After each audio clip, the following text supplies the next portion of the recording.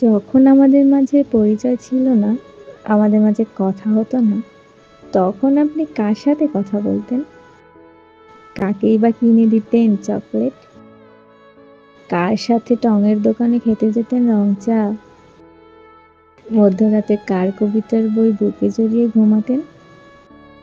আপনার সাথে পরিচয় হয়ে আমি খুঁজে পেয়েছিলাম ওই দূর আকাশের এক টুকরো নীল মেঘ। যখন ওই দূর আকাশের নীল মেঘকে আমি ছুঁতে যাই, তখনই সে আমার কাছ থেকে বহু দূরে চলে যায়। আপনি চুপিসারে কখন যে আমার হৃদয়ে একটা অংশ দখল করে আছেন, তা আমি টের পাইনি। আপনি আমার সামনে যখন আসেন, আমার চোখে চোখ রেখে কথা বলেন, মনে হয় পৃথিবীর সবচেয়ে শক্তিশালী সুনামি হয় এই বুকে।